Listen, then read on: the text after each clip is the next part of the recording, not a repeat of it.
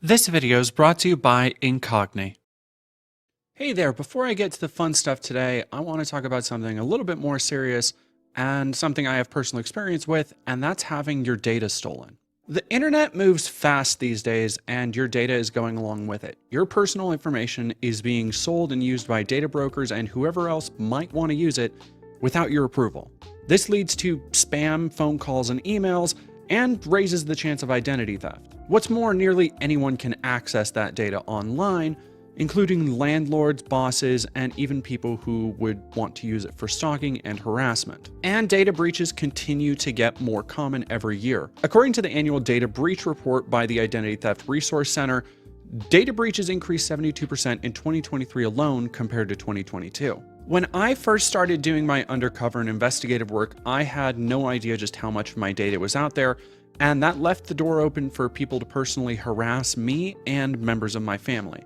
This isn't part of the ad, this is something that actually happened. And when it did, I knew I needed to get more serious about my online security. Which is why I'm proud to have this video sponsored by Incogni. Incogni helped me take back control of my online data with a variety of tools and statistics that show you where your data is being used and allowing you to put a stop to it. You can see what private or public databases have your data and the risks associated with those companies, and even get an estimate of how much time Incogni saves you by going after data brokers most people don't have the time or energy to go after themselves.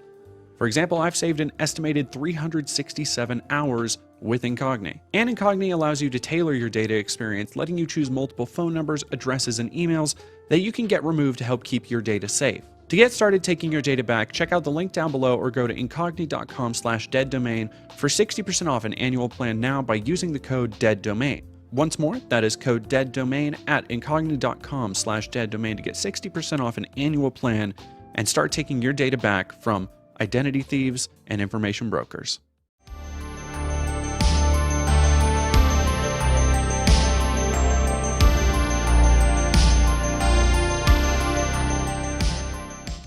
If I had not existed, someone else would have written me. Hemingway, Dostoevsky, all of us. Proof of that is that there are about 3 candidates for the authorship of Shakespeare's plays. But what is important is Hamlet and A Midsummer Night's Dream, not who wrote them, but that somebody did.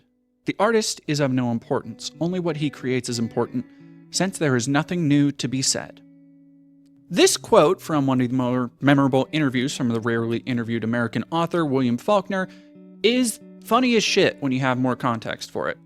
Ever self-effacing, Faulkner captured his Southern self-loathing in now famous American novels like The Sound and the Fury, Absalom, Absalom, and plenty of others. His novels, rooted heavily in his own upbringing in a post-Civil War South, often depict the struggles of a rebuilding South, resentful of their lost war, small miserable people bitter at a world equally passing them by, and often through family drama holding them in place. Despite the quote above, Faulkner is directly tied to his own work, which often shows the misanthropy and aimless bile of white Southerners after the Confederacy losing the Civil War, because he was himself raised in that environment. He knew better than most the circular nature of inherited loathing. And from his spiteful depictions of miserable Southerners, you might be tempted to think that, well, he was more of a progressive voice, if nothing else for his castigation of the good old South ideology that, even after the Civil War, went to absurd lengths to depict the Confederacy as valorous and heroic. To put it academically, it was some bitch-ass cope. But Faulkner wasn't progressive. Faulkner's hypocrisy, evident even to himself, has become the go-to talking point of his literary legacy. His work is rightfully seen as challenging because of the clashing perspectives, contradictions, and switching styles of prose, but also because he constantly tethers his stylistic execution to the meaning of his work. Faulkner himself is a contradiction, being wildly racist, even as the racism of his characters reads as critique, not advocacy.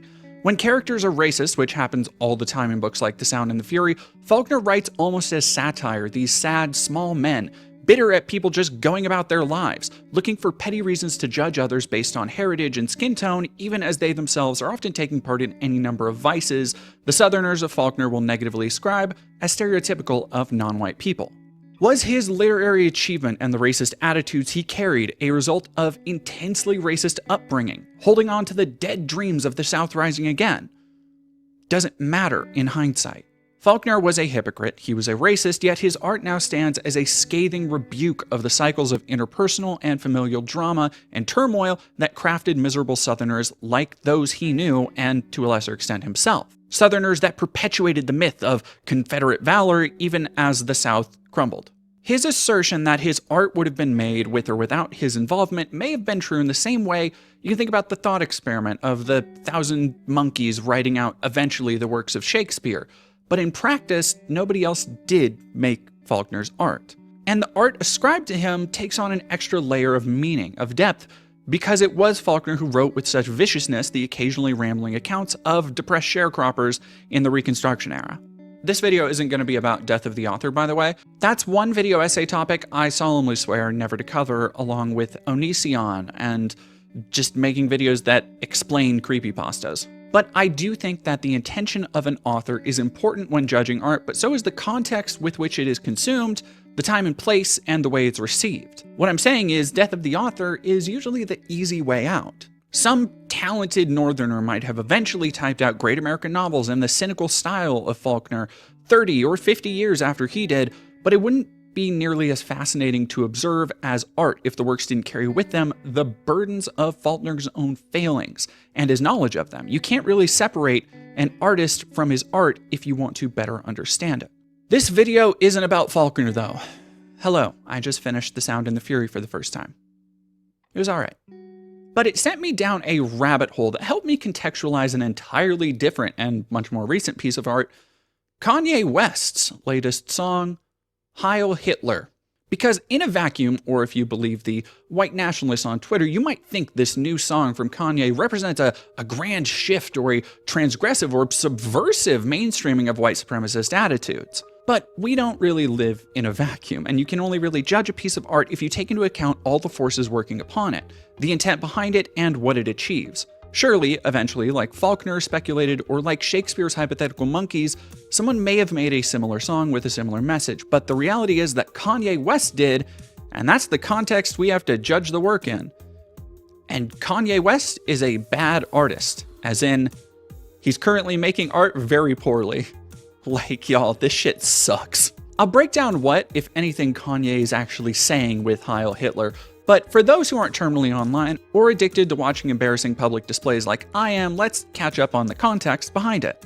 For the last decade or so, Kanye West has been taking up the spotlight in any way he can.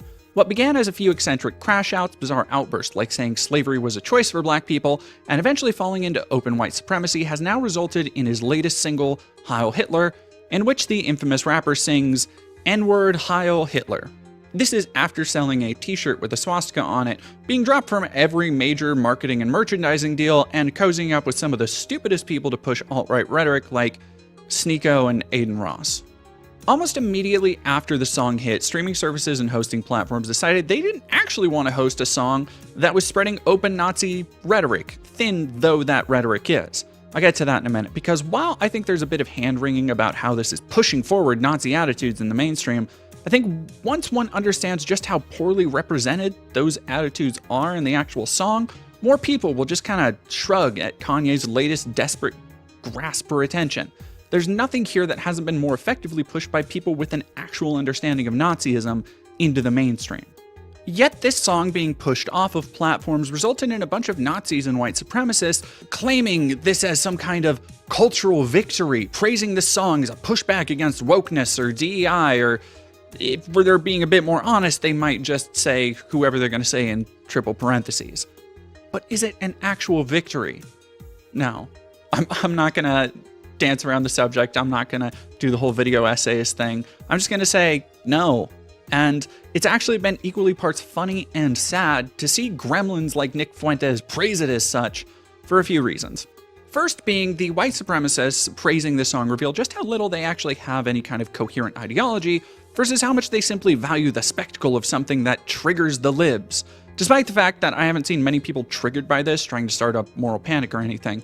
More than anything, I've seen the same resigned boredom that Kanye should be used to being met with, even as he continues to cry about how he's unable to see his kids in a song that talks about his nitrous addiction and how he likes being a cuck, and where he sings Heil Hitler. Yeah, man, it's a fucking mystery why you can't see your kids. Must be the Jews. Kanye is someone in a perpetual state of mental crisis, and because he's also obscenely rich and famous, that has led him to surround himself with yes men and collaborators who will suck up to his ego while also feeding off his fame and now infamy. Little parasites like Nick Fuentes and Sneako come to mind. This is important context to view his work through and to understand what ideology, if any, this song actually puts forward. That is to say, Kanye West is not a creative or imaginative person, but he is incredibly self-centered. This song doesn't really put forward any ideology aside from Kanye's, and because he's grasping for the most outrage possible, he's tethered his identity to the most basic aesthetic aspects of Nazism. Now, none of the people around Kanye seem to care for someone who's genuinely in need of therapy and healthcare. They feed into his narcissism because it helps them with their own platforms, which people like Sneako and Nick Fuentes desperately need. In the last few years, Nick in particular has become such a toxic brand even to his once loyal groypers, after he flip-flopped on Trump and was revealed to be a little bitch in this very funny police body cam footage. You're saying you're a white supremacist? I'm not a white supremacist. I'm Mexican. My last name's Fuentes. I know, I kind of white supremacist. I saw. I'm not even white. This by the way, same dude who's talked on stream about wanting a white Aryan victory for his people. His people. Just great. And all of this is sad for a few reasons. Watching these parasites use a severely mentally unstable person is one, but also to push their white supremacist Heil Hitler rhetoric, they have to use this black rapper, which is also a little wildly funny because while they're praising the chorus as some kind of victory over wokeness, they kind of have to ignore the fact that their avatar in this culture war isn't just black and obviously mentally unwell, but because this hot summer anthem that all these internet Nazis are posting videos about them singing in the car comes from an album called Cuck, and in a song where Kanye talks about how much he loves being cucked. And this all comes hot on the heels of him saying that the song on this album, Cousin, is about his cousin that he showed porn to and maybe had an incestuous relationship with when he was younger.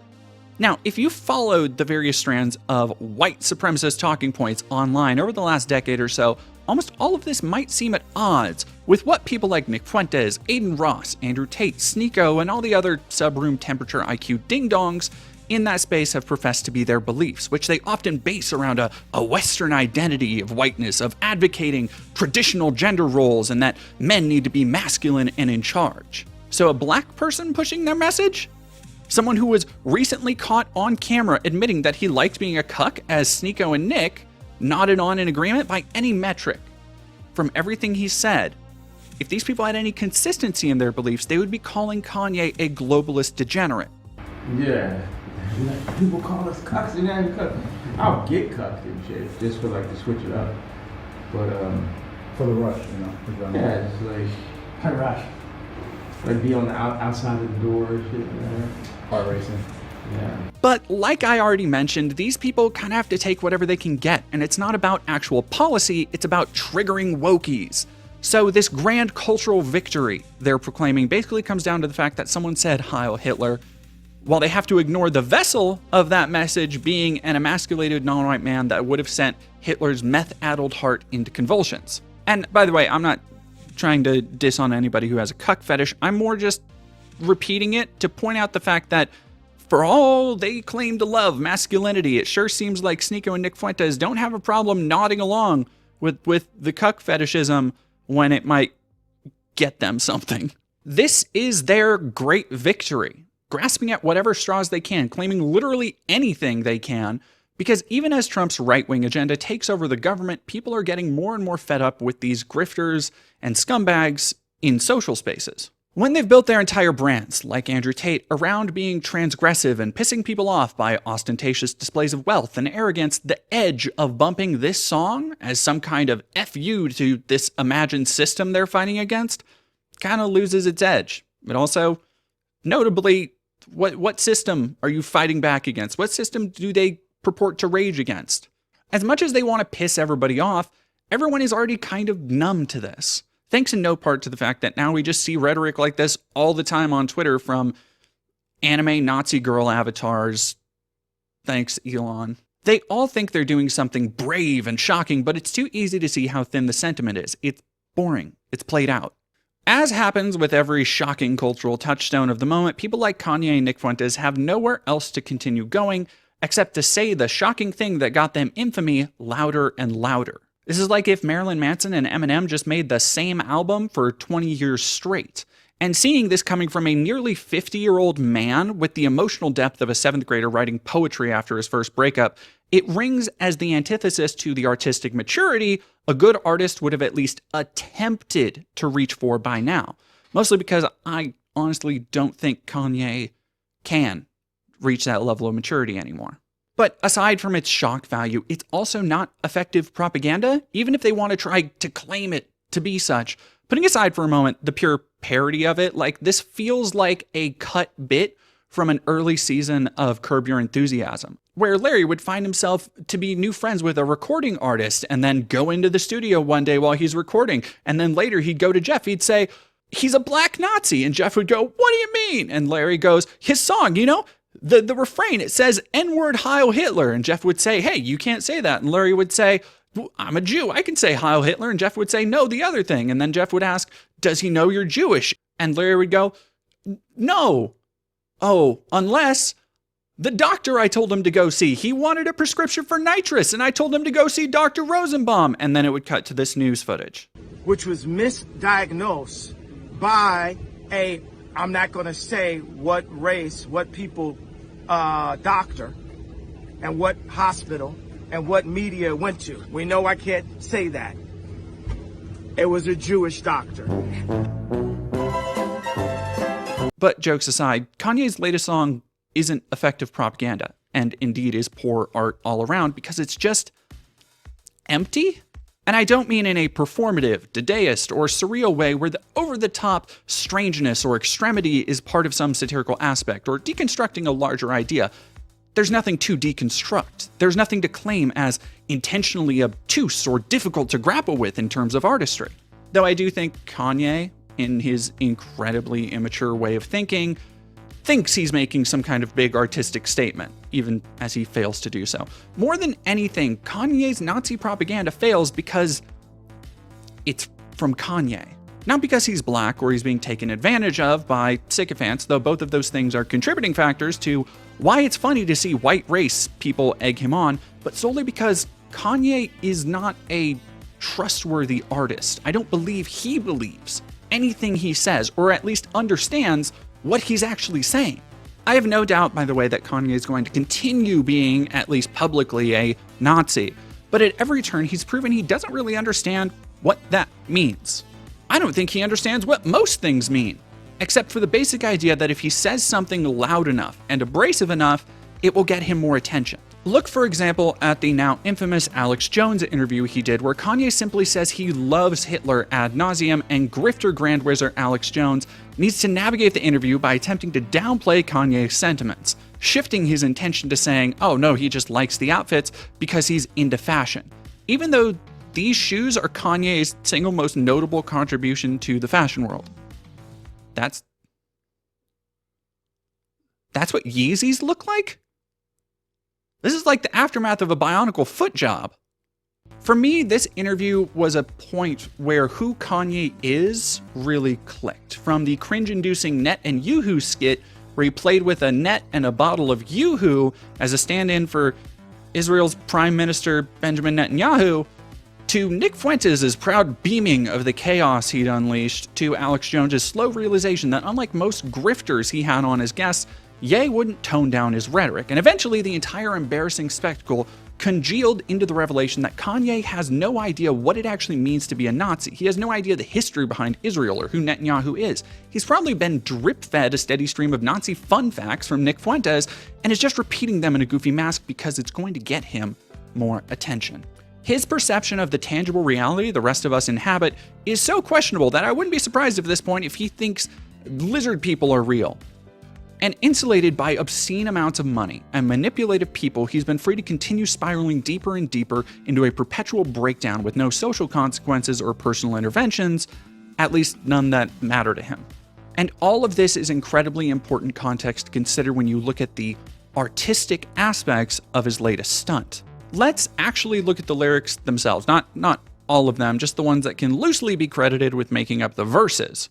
He starts with, man, these people took my kids from me. Then they paused my bank account. I got so much anger in me, got no way to take it out. Think I'm stuck in the Matrix. Where the fuck's my nitrous? Yes, I'm a cuck. I like when people fuck on my bitch. The shit that I'm posting on Twitter, they telling me, hey, don't say that.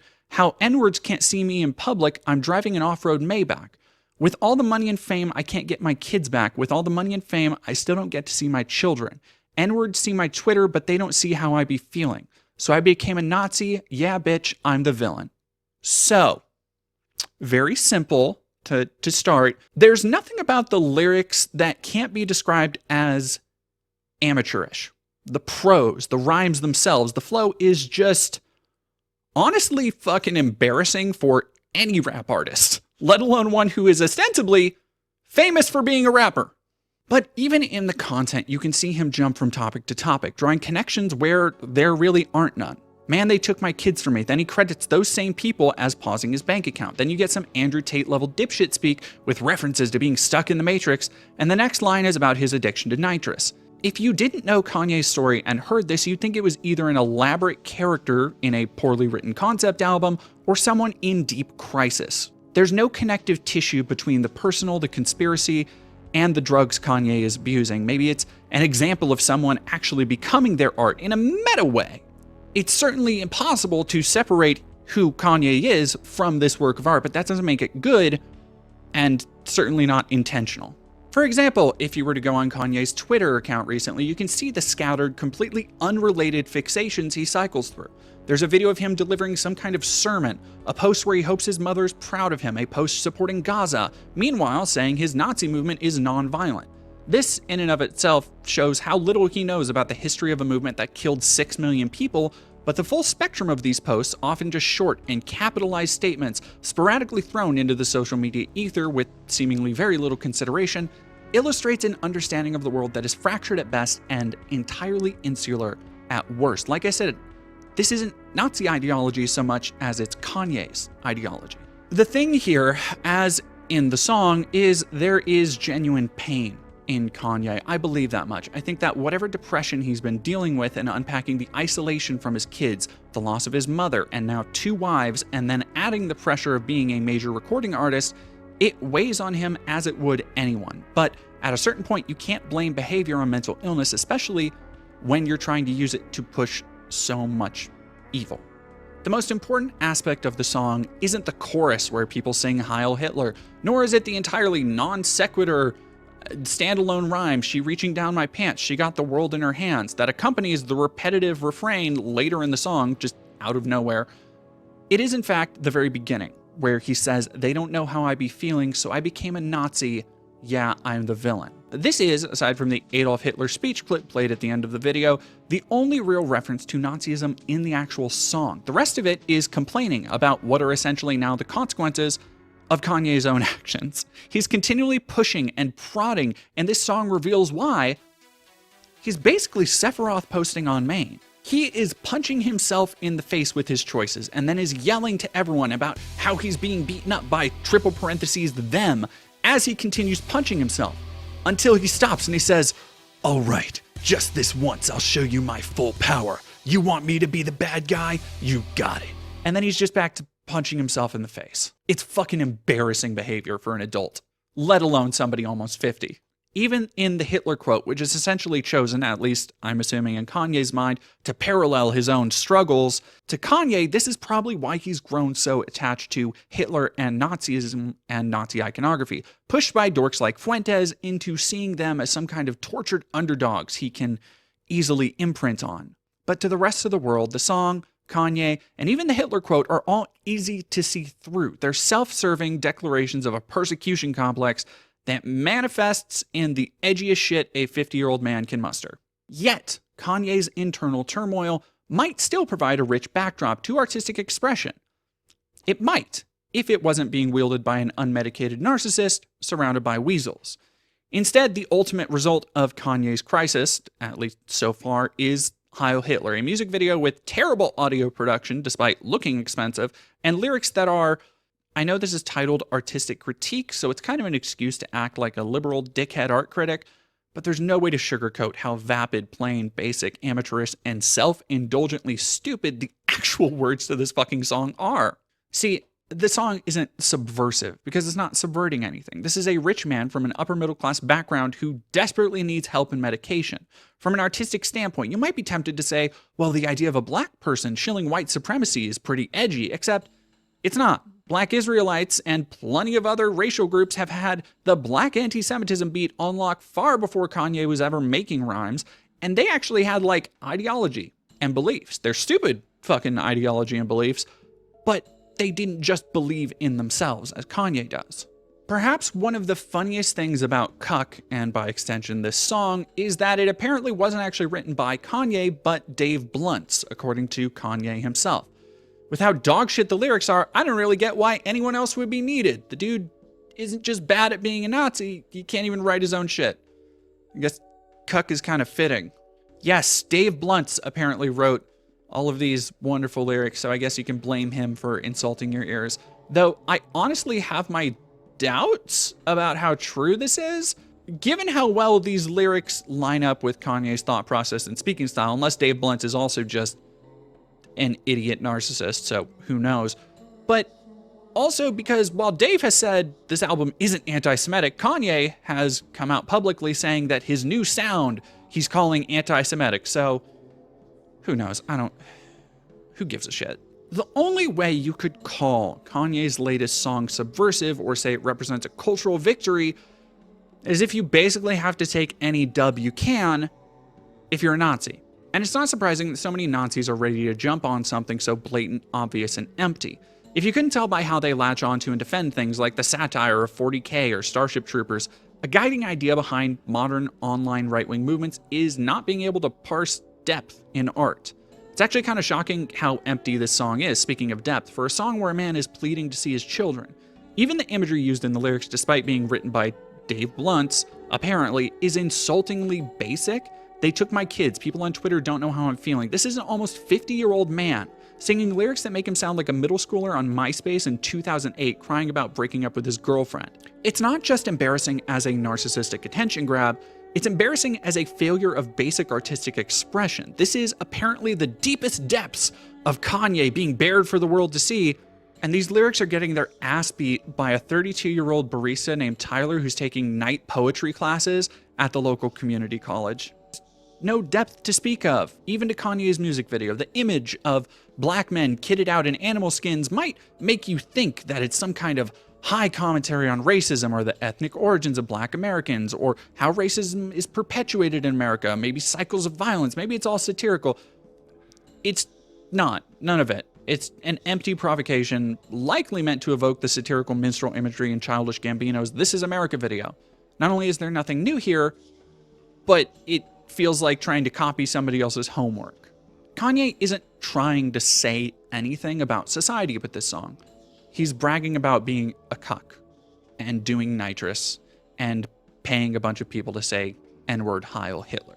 Like I said, I do empathize with the fact that Kanye seems to be in genuine emotional turmoil, but empathy only extends so far. He is not someone who will feel the insulting weight of bigotry that he's espousing when it's blared on loudspeakers to black people at marches and rallies by white nationalists. He's just someone who wants to see his name on more headlines and in more people's Twitter mentions while soaking up this particular moment of notoriety. The long and short of it is that Kanye West is an idiot, and this isn't about being principled or making any kind of intentional political statements.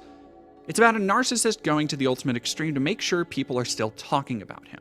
And aside from the Nazis desperate to claim any cultural victory they can, the only thing people are still talking about is how embarrassing Kanye has become and how many people regret ever having liked him now.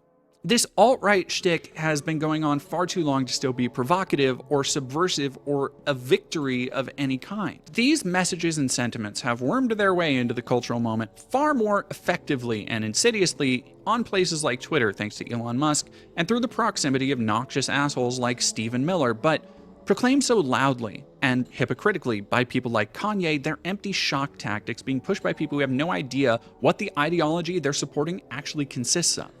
Maybe it's representative of a deeper cultural rot, the proliferation of an attention economy that, fittingly enough for somebody in the orbit of Aiden Ross and Sneeko, prizes controversy and bile over any actual beliefs, or more damningly, any understanding of the rare beliefs that are genuinely expressed.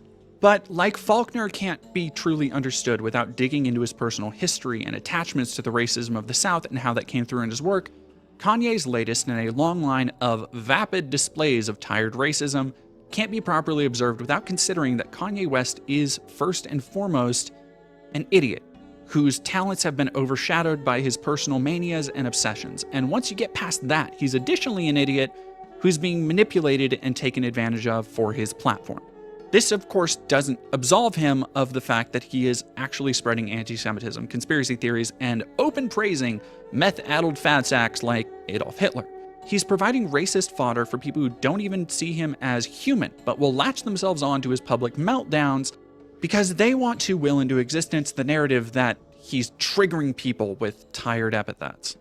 Maybe Faulkner was right about the artist being less important than the art, but in this case, I think it's a tie. I think the artist and the art are equally irrelevant, relegated to an immediate dustbin by just how fucking tired people are with empty sentiment.